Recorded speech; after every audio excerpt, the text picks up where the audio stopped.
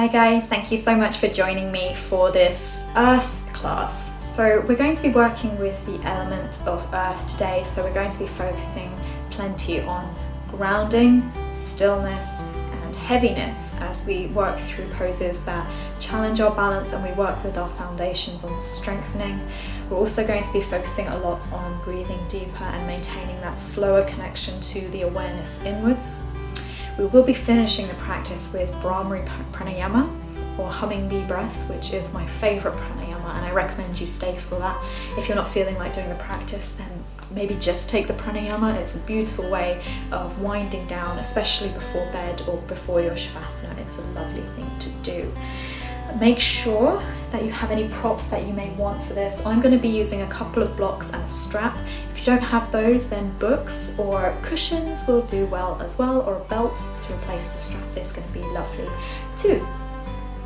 This class, although it's not in dynamic class, it may be challenging for some people because we're working with the element of earth. For people that are built with more fire or more air, the people that are more active or more dynamic, they may find this class a little bit challenging. So just notice this within yourself. If you're quite a dynamic person, you may find that your breath tends to get a little bit shorter, your mind begins to travel in different directions. Try to notice this and still bring it. So notice that your mind is beginning to shift, bring it back to the breath. Just begin to wind down, okay? So working with grounding plenty. Thank you so much for joining me. I hope you enjoy the class. Namaste. So we're going to start in a comfortable seated position, whatever that looks like for you. You can sit cross legs, you can extend your legs out in front, you can sit on your shins. You may just want a couple of blocks ready for your practice here. This is going to be working with grounding a lot, so we're going to be wanting the support of the earth, the blocks beneath us. This is quite a useful position as well, to place them underneath the knees. It's a nice way of grounding down and feeling that support underneath the knees if you haven't quite got the mobility in the hips to drop the knees down towards the floor. Another useful way of using the block to come into a seated position is just to sit on the block. It could be a really nice way of lifting the chest, creating that space along the length of the spine and grounding down through the sit bones, through to the block, through the feet, and maybe the shins as well, dropping down to the floor. We're going to start by connecting to Prithvi Mudra, if it's comfortable on your hands. You're going to bring your thumb to the root of the little finger. Just the tip of the thumb to the root of the little finger on both hands, and then keep the finger stretched out in front. If that doesn't feel accessible, that doesn't feel comfortable, you can just rest your hands on your lap or on your knees, that's fine too. But this mudra is the earth mudra, and it should help us with that feeling of balance, that feeling of support and grounding as we begin to connect to our Ujjayi pranayama, breathing in and out through the nose. And we create that small restriction to the back of the throat as we exhale, making the breath audible, creating that ocean-like sound in the back of the head as we breathe deeply.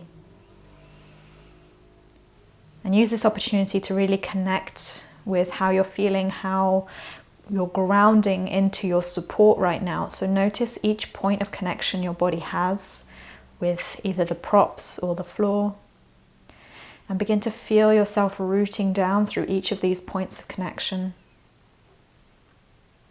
becoming stable and still, heavy and supported by the earth beneath you.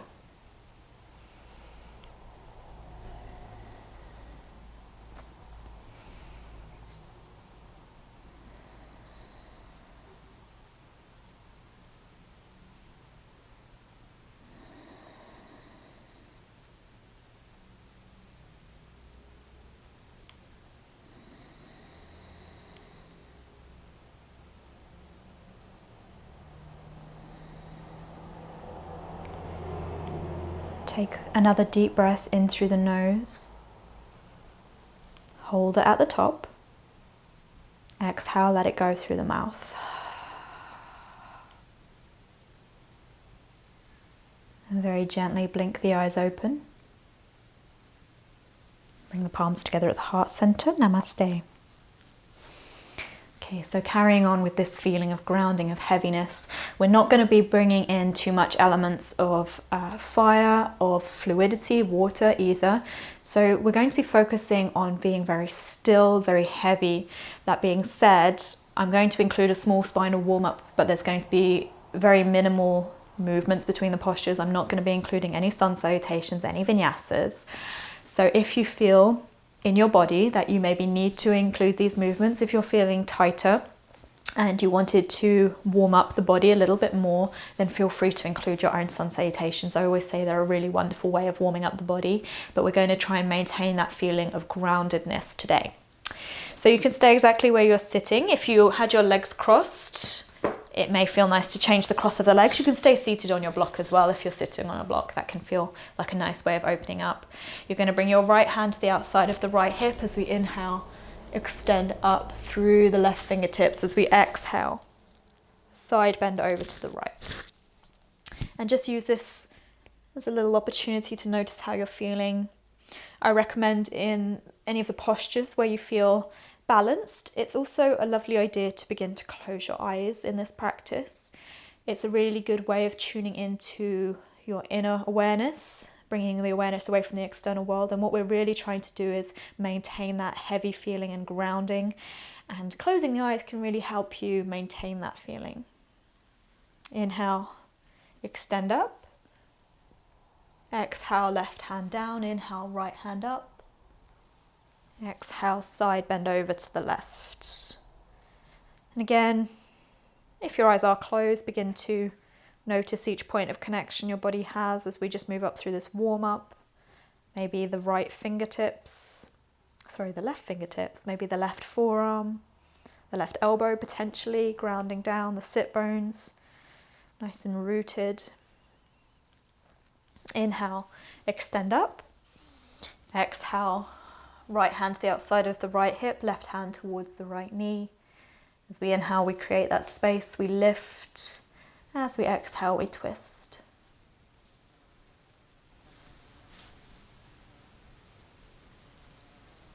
Maintaining that deep breath in and out through the nose.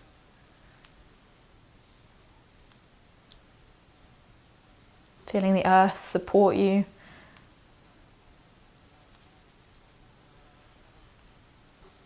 Inhale, come through center, reach up.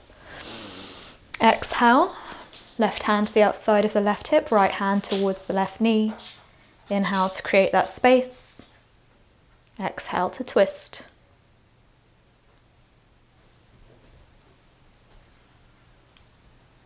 Breathing deeply. Allow yourself to feel heavy.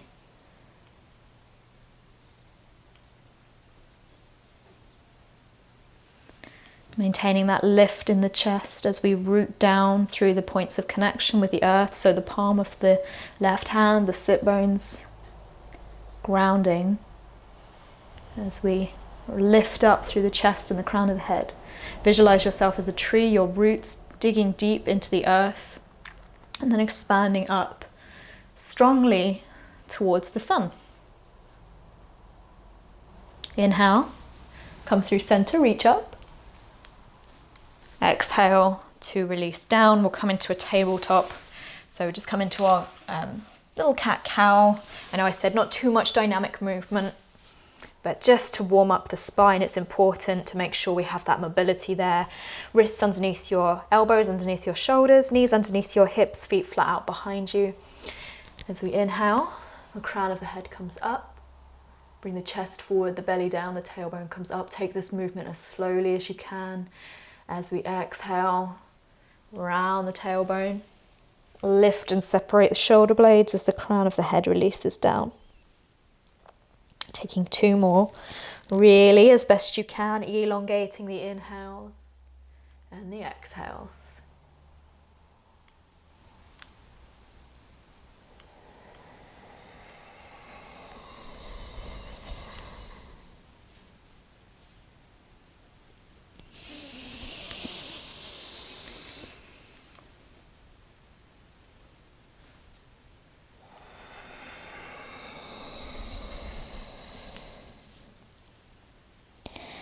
Then coming back to a neutral spine. When you've finished your exhale, we're going to come into a downward facing dog, grounding through each finger pad of each hand and the knuckles. Bring the palms forward slightly. Just checking that the wrist creases are facing the short edge, the front of the mat. Really rooting down through the finger pads, feel nice and strong. And then tuck the toes under. Lift the sit bones up and back towards the ceiling, maintaining that feeling of strength in the hands, making sure that the weight's evenly distributed through the palms and the fingertips. You can begin to pedal the feet. Maybe you can begin to bring the heels down towards the floor. Nice and long through the spine. There should be no tension in the neck. Your head should be able to hang freely as you look back towards toes, knees, or belly button.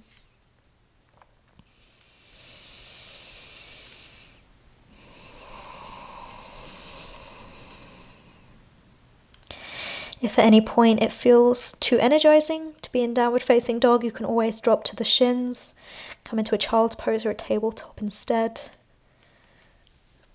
Remember to modify any postures that you need to, make them accessible to you.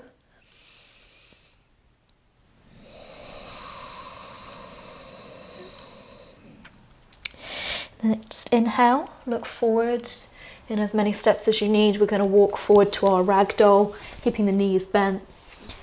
Feet hips distance apart or even wider, knees bent. Take opposite hand to opposite elbow. Bring some gentle movements through the spine as we straighten one leg at a time.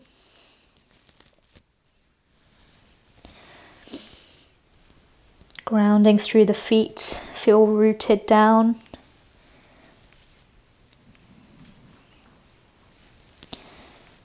You feel nice here to visualize yourself as a willow tree, grounding down through your strong foundations, and then allowing the breeze, the wind to take you wherever it needs to.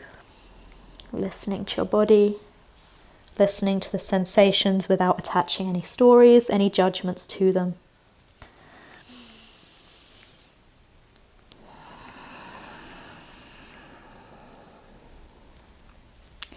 And then when you're ready, release a hold of the elbows if you still had them.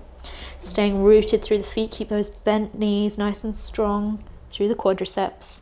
We begin to roll up, slowly, slowly as you can.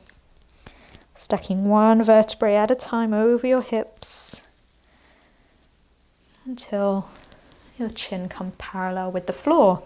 Take that movement as slowly as you need to. Coming into our standing position, our Namaste, nice and strong through our legs, keeping that belly drawn in, shoulders up and away from the ears, palms face forward. We're going to move into a standing forward fold. So this is the point, as I said, if you're feeling the need to take some sun salutations, maybe just pause the video, take some sun salutations if you want to. But otherwise, we're going to work with that grounding sensation. If you're feeling that you need to move a little bit more, feel free to take that. We're going to move into either Uttanasana or Padangusthasana. We're going to move into a forward fold, and we're going to take some different binds depending on what feels more accessible to you. So you may want a couple of blocks, you may want a strap here, and I'll show you some different options. So we're going to start by bringing the feet to hips distance apart. Take a little bit of time here, more than you ordinarily would, to set up your foundations. We're going to be holding it for a little bit longer than usual as well, and we're going to want to make sure that we're nice and rooted down. So take a little bit of time to separate each toe. Now that may feel like a challenge in itself. If it feels like you can't individually separate the toes, maybe just take note that this is something you need to work on. Work on finding the mobility in each toe so you've got a little piece of mat underneath each one. And then work on grounding through 3 corners of the feet. The root of the big toe, the root of the little toe, and the heel. This can sometimes be distributed into 2 sides of the heel as well if you find it easier to visualize yourself on kind of 4 points. But we are trying to make sure we've got that even distribution of weight between at least 3 of those points. So nice strong triangles in the feet. The inner arch should be lifted. Nice strong foundations as we root and press down through the toes. Okay, so this should already feel like quite an activation of the feet. This is us learning our foundations, and this is going to be a completely invaluable tool when we work through our standing postures in other series. And we're going to try and find this grounding through each posture we take and try to not forget about our foundations, because it can be easy to get drawn in with how the posture looks, but actually everything starts from the root up. So having that strong foundation is super important. We are going to be moving into a forward fold to stretch out the hamstrings. We're going to be staying strong through the front of the legs as best we can to make sure we have that nice even stretch and the nice strong foundations of our legs as well. So bring the hands to the waist. Inhale to lengthen, lift the chest, maybe even lift the gaze slightly. As we exhale, we hinge forward. You can micro bend in the knees as we move in through this transition. You can bring your hands to the thighs, the shins. Having a block here, or even two blocks, can be a really useful way of finding that support. So we are focusing as well on bringing a little bit of weight into the hands or into the blocks. So if the hands comfortably reach the floor, you can focus on bringing a little bit of weight into the hands as well. Okay, same sensation with the blocks. That's our first option, hands to either the floor or the blocks, feeling the weight shift a little bit forward into the hands or the blocks. If you're not feeling so comfortable with shifting the weight and you'd really rather work with just stretching the hamstrings and staying strong through the feet, that's fine too. You can work with placing the strap underneath the inner arches of the feet, staying strong, taking a hold of the strap and folding forward, bringing the chin down towards the shin. Okay, you can also do it without the strap, taking a hold of the shins themselves if you don't have one, or peace fingers around the big toes, beginning to bring the elbows out towards the sides. Okay, so there's two options. The first helps you bring the weight into the hands a little bit. It tries to establish some different foundations. Okay, so you're staying strong through the feet as well, but also experimenting with bringing the weight into the hands. This is going to be really useful if you ever wanted to use your hands as a foundation. Maybe if you were ever going to try balancing on your arms in an arm balance or a handstand or anything like that, if that interests you, then that's going to be a really useful tool. If not, then we're just going to solely focus on working the nice even distribution of weight in the feet, nice and strong through the three corners, bringing the hands to either the shins or the toes or the strap, maintaining that steady breath. If your legs are straight, and don't worry if they're not, but if they are, try to focus on bringing the hips over the heels.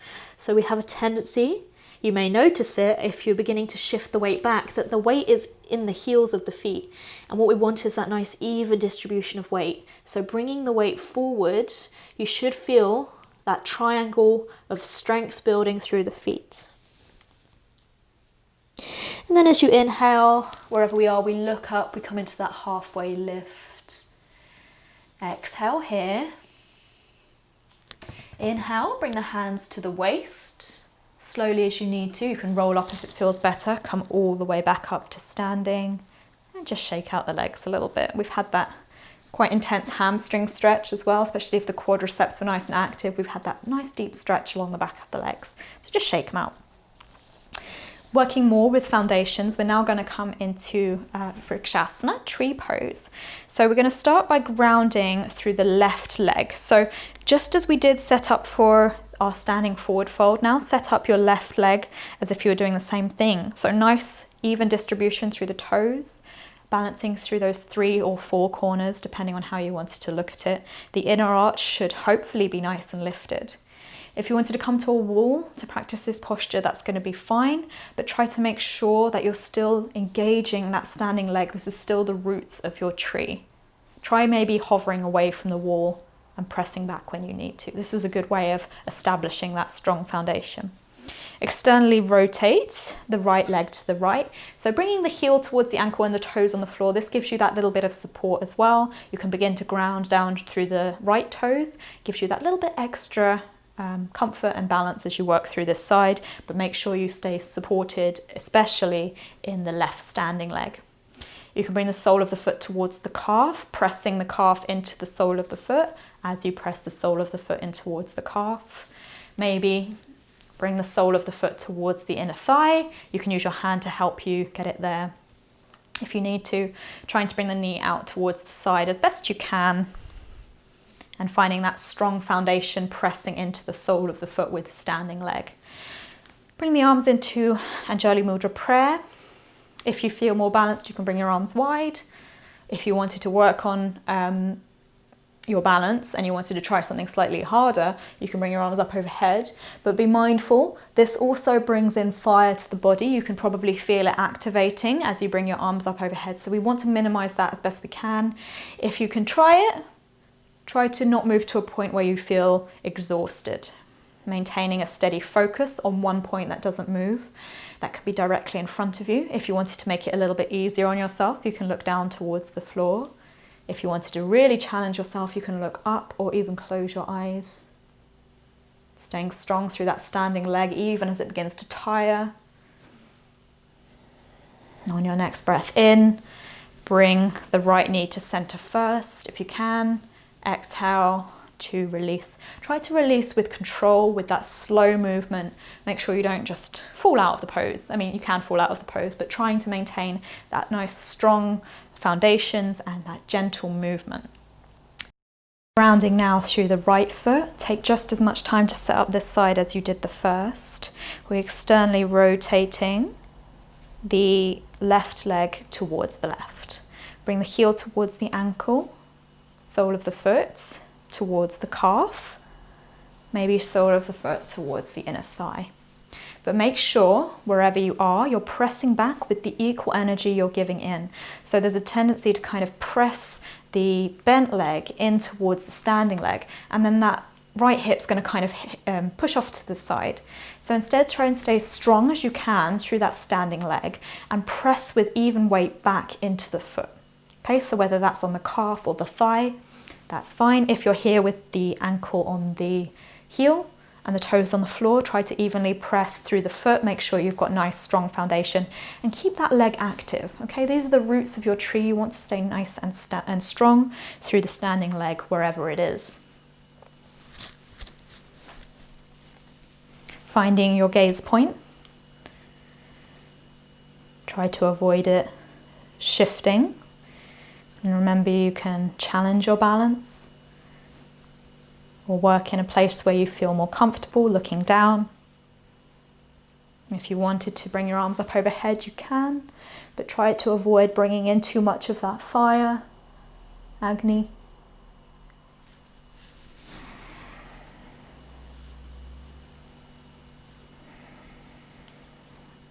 Maintaining your Ujjayi pranayama, making the breath audible, and try to, as best you can, elongate the inhales and the exhales. This should help you find a more steady breath, a steady mind, and ultimately, steady balance. As we inhale, bring the knee back to center. Exhale, release with control. We're going to come into our downward facing dog, Adho Mukha Svanasana. So from your standing posture, you can just begin to fold forward, step the feet back, lift the sit bones up high. Okay, we're just going to be holding here for another few breaths, re-establishing our roots, trying to find the even distribution of weight now through, it may just be the fronts of the feet, the balls of the feet and the toes, that's fine, and the hands. Bringing the strength into the palms of the hands, especially on the inside of the hands. There's a tendency to kind of shift the weight out and rotate the upper arms out, but instead stay nice and strong, keep grounded through the fingertips. And as we inhale, we look forward in as many steps as you need. We're going to step the feet out to mat distance apart and about 45 degrees. We're going to come into Malasana, garland pose, sit the hips low. Okay, so another useful tool for having your blocks, if you haven't got blocks, a cushion will do fine as well, is that you can put the hips beneath you, so you can kind of sit on your blocks, keep your feet at the same distance, make sure the knees are tracking the same direction as the toes, make sure they're not caving in, or the toes aren't trying to go straight when the knees can't. Keep the hips nice and lifted, nice and long through the spine, bring the elbows to the insides of the thighs, lifting the chest, lifting the crown of the head up. So if you don't have blocks or this isn't accessible to you, you can just begin to bring the hips down towards the floor, slightly more active posture. We're going to get all that lovely work on the inner thighs and the hips. If you're here and your toes are on the floor but your heels don't reach, you can always roll up the front edge of the mat and use that to support your heels, or if not, a blanket will do just as well too.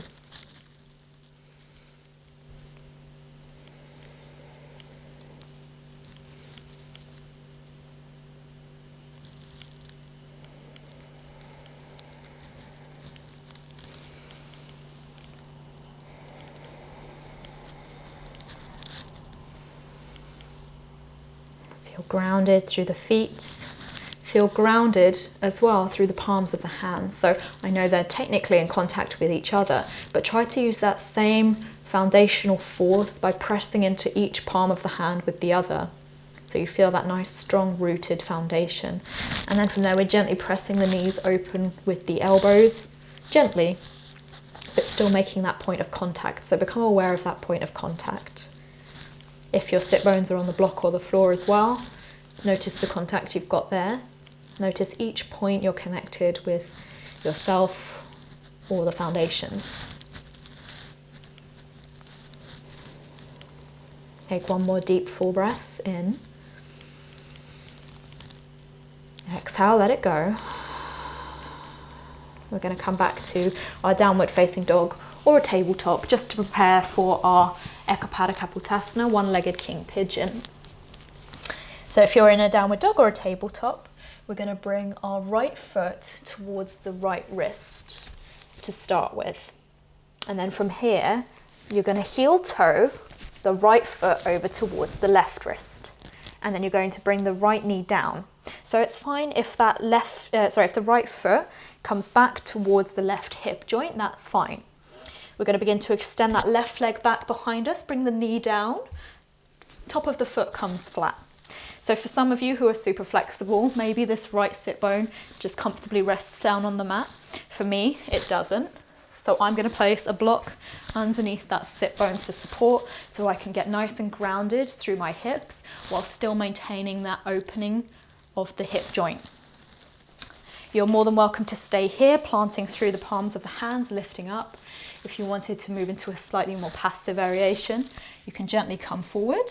If you have another block, it may feel nice to rest your forehead on the block, or maybe down on the mat, or maybe on the backs of the arms. That can feel nice too. Maintaining your deep inhales and exhales, restricting to the back of the throat as we exhale. Notice each point of connection your body has with itself, with the mat. Allow yourself to feel even heavier. So this is going to be especially useful in that right sit bone. Feel really grounded. Feel it release. Feel the active fire energy let go.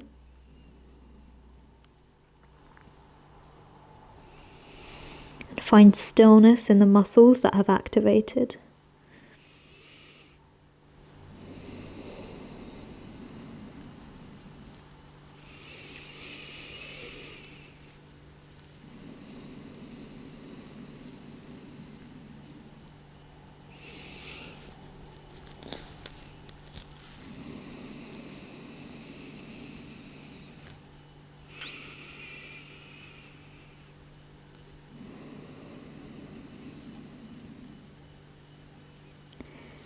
Taking one more deep breath in and out, really surrendering to the posture, feeling grounded through that right sit bone. Really allowing the hips to open.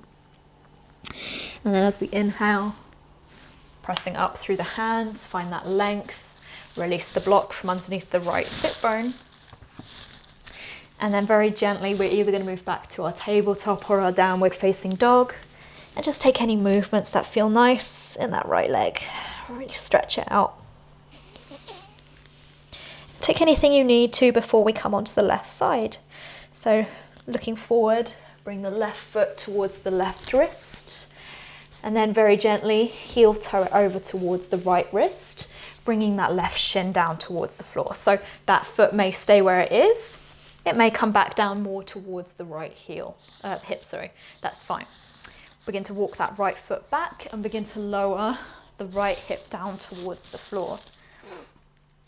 Left sit bone could be supported by a block if you need to. Lengthen, lift, and as we exhale, maybe we fold forward. Optional to fold forward, maybe rest the forehead down onto a block.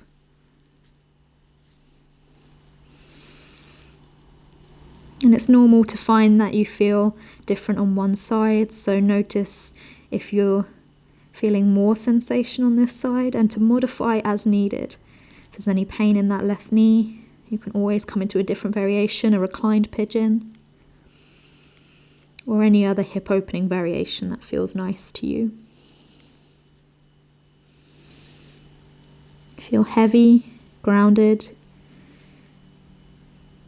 Feel each muscle begin to still in the face, the jaw, the forehead, all the muscles around the left hip, the glute, quadriceps, let them release.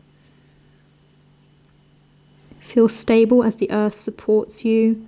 Know that it's going to keep you safe as that left hip begins to open up.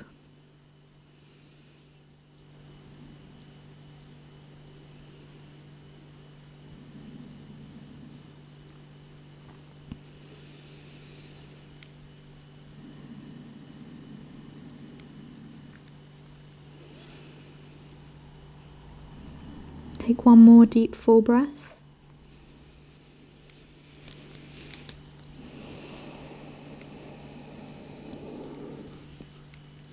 Inhale.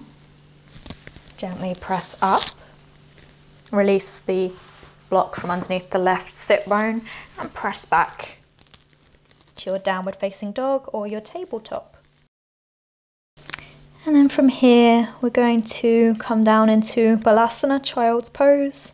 Drop to the shins. You can keep the knees hips distance apart or begin to bring them wide. Bring the big toes to touch if your knees are wide. You can keep your arms extended in front. Rest your forehead down towards a block or the floor. Maintaining that deep breath in and out through the nose.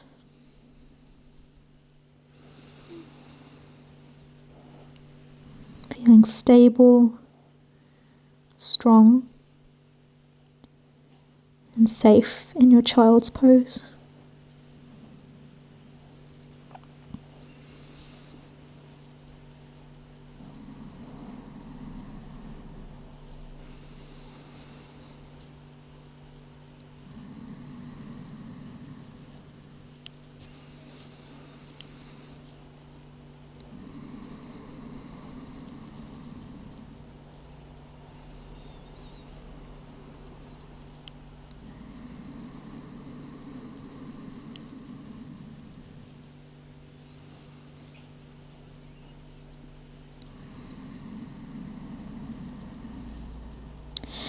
And then very gently inhale. Walk the hands back up. We're going to come into a supported Setu Bandhasana, supported bridge pose. So we're going to be coming down to lay on our backs. We're going to want a block here. If you haven't got a block, a cushion or some books will do lovely as well. If you haven't got any of those, then you'll just have to do it without, which is a slightly more active posture, but still just as good. We're going to bring the heels in towards the sit bones. Knees, heels, sit bones and hips are all in line with each other. Make sure the knees aren't falling out to the side. Bring the toes in slightly so the flat edges of the feet are parallel with the flat edges of the mat. Have your block here ready to hand, so that as we inhale, we move the pelvis into that posterior tilt, bringing the tailbone down towards the back of the knees. And then on any setting, we're just going to lift the hips high enough that we can place the block underneath the sacrum, which is the flat part of the spine. Listen to your body, don't force it. Come into a place where you feel balanced. You can feel your sacrum rooting down into the block beneath you. You can feel the tops of your shoulders beginning to melt down and ground into the floor. And then release your arms alongside the body. For extra support, bring your palms down flat. Okay, and you can ground down through the palms of the hands as well. If you feel stable, You can bring the palms up so that you rotate the tops of the arms, and the tops of the arms and the shoulders begin to root down instead, and the palms are free to receive the energy. As I said, I recommend in any of the postures where you feel stable to close your eyes. Tuning into the sensations you're feeling as you ground. Watch your feet grounding into the mat. Feel them rooted as if they couldn't move. Feel your sacrum grounding into the block beneath you.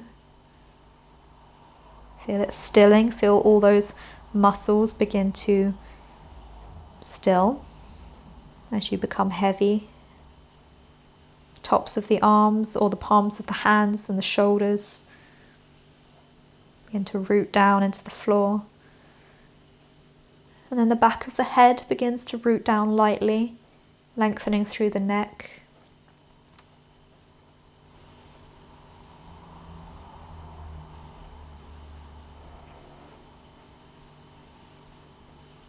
Take one more breath in. Exhale. As we inhale, grounding down through the feet again, keeping the knees together, lift the hips just enough to release the block and lower down. Supported Matsyasana, supported fish pose. So we're going to sit up. We're going to extend our legs long and take as much time as you need to set up this. We don't want to be doing this wrong. What we're going to have is we're going to have one block to support between the shoulder blades. Okay, so I recommend having it on this setting for a block. It's quite a good, nice opening without forcing it. If it feels too much, then maybe have it on this setting, but it may feel a little bit more uncomfortable on the shoulder blades. So just working with how you're feeling today. If you feel it is uncomfortable, you could place a cushion or a blanket over the top, and that should help relieve some of that sensation. And then what we're going to want is another block for the head. Now this is slightly more dependent on how you're feeling. You can have it neutral, so your head's in a neutral position. You can have it upright, so your head's in, so your neck's in slight flexion, slightly more comfortable sensation. Or if you wanted to move into the extension, you can have it on the lower setting. But we are going to want some support in the head. As you lower down, you're going to need to probably readjust a little bit as well. So this first block is between the shoulder blades, so we're lifting the chest. And the second block, if you can grab it with your hands, can go on any variation that feels good to you. So if it's on the higher setting, it's got that nice support for the head. Okay, so the neck's in a very slight flexion, so it's slightly more natural feeling. If you wanted to place it neutral, we've got that nice opening without causing too much strain. And if you're feeling super flexible, you can place it on the lower setting, so you're moving the cervical spine into extension. We've got that beautiful opening through the throat. But either way, whichever one you're feeling on, we're aiming to, as best we can, open through the chest, the shoulders, and allow them to melt down towards the floor, but feel supported at the same time. The legs can be extended out long. If it feels more comfortable, you're allowed to bring them a little bit wider as well, more like a kind of Shavasana legs.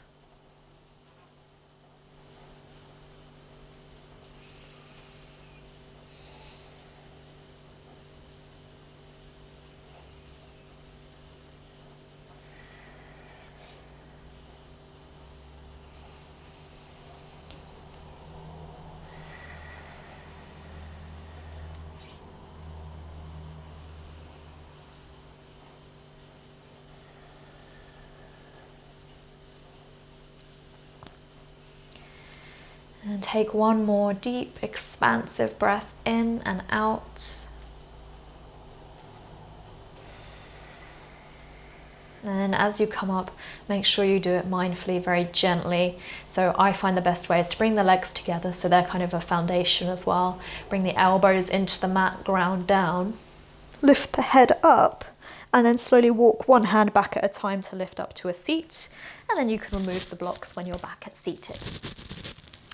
We are going to finish off this practice with a pranayama technique. We're going to take Brahmari pranayama, which is sometimes called hummingbird breath. We're going to take 5 rounds, and this is personally my favorite pranayama technique. I find it is a really lovely way of bringing yourself inwards, noticing how you're feeling, and just shutting off the world outside. For anyone that hasn't done it before, it can be quite an odd sensation because you are literally closing off all your senses to the world around you. If you do feel more comfortable for the first round or 2, maybe open your eyes just so you're a little bit more aware of what's going on. But ideally, we're closing off the sense of sound and we've got our eyes closed. So this is going to be tuning into how you're feeling within. Maybe just for the first round or 2, though, you can just keep your eyes open so you know where you're going. So what we're going to do is we're going to have the fingers on the top of the head like this, and we're going to have our thumbs ready to close our ears, okay? Any issues with ears, allergies, things like that, if you have any sort of anxiety issues around being closed off, this could maybe influence that. So I recommend that maybe you just try it slowly, keep your eyes open as well for the first round and see how that feels. But yeah, any issues with your ears, any inner ear infections, things like that, make sure you don't take this variation. You can take Nadi Shodhana or just connect your Ujjayi Pranayama. Otherwise, what we're going to do is bring the fingers to the head, and then we're going to close our ears fully so we can't hear the world around us, and then we're going to hum like this.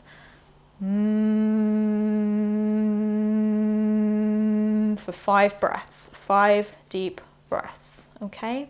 And don't worry about how long you're taking, how long I'm taking, how long you think you should be. Just maintain 5 of your deep breaths and the humming. As I said, for those of you who wanted to watch first, feel free to do that. Otherwise, we'll begin. So fingers to the top of the head, thumbs ready to close off the ears. Deep breath in, close the eyes, close the ears.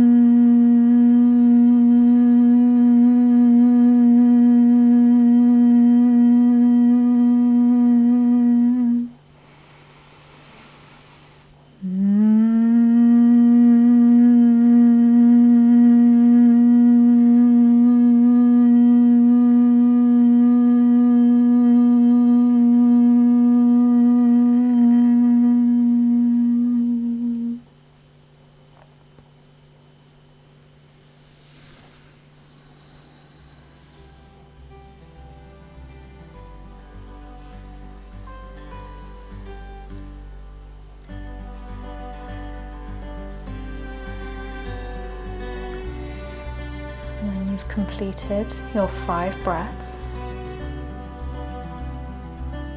maintaining this feeling of stillness, begin to lay down in your Shavasana.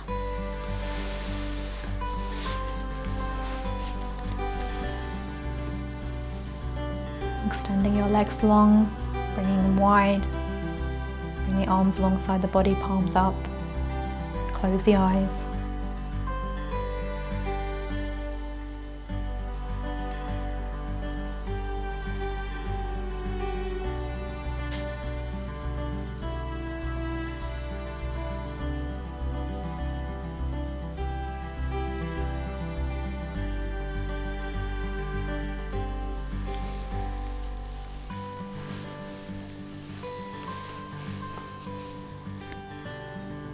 I recommend you rest in your Shavasana for as long as you have the time for, in this place of stillness.